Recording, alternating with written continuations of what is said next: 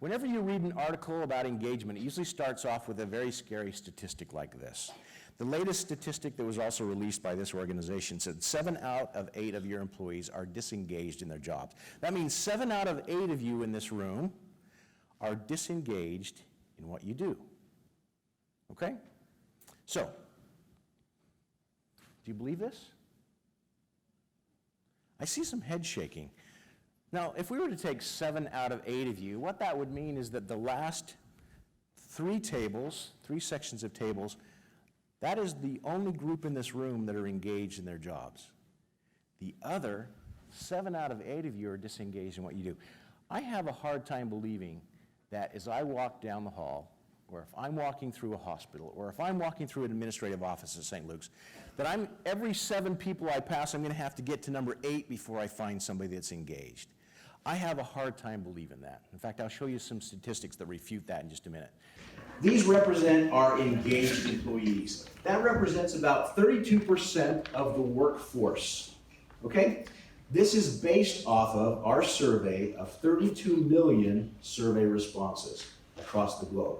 Now, I'm going to answer a question in a minute. Is Brazil different? 32% of our population, let me tell you about these people. They like to take risks. They enjoy their jobs. They love their jobs. This is where innovation comes from in your workforce. These are the people who take personal satisfaction in everything they do in their jobs. How many of you actually physically wrote down before we even started green all the way down? Okay? So we have maybe 7 or 8 people that did that. Why did you do that?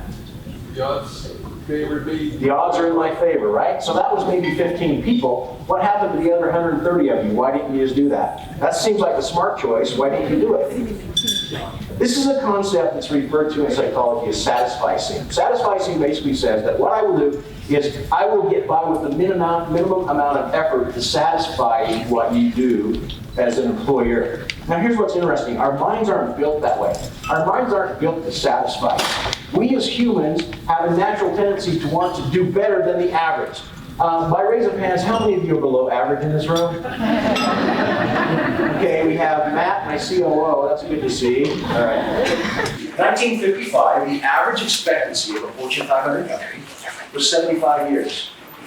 Today, the average expectancy of a Fortune 500 company is about 15 years. And that can be as short as 3 years in some cases. So let me ask you a question. By the way, I'm going to ask for a lot of participation. I don't just want to be a talking point. We'll keep you very involved. Why is this? Why do you think this is the case?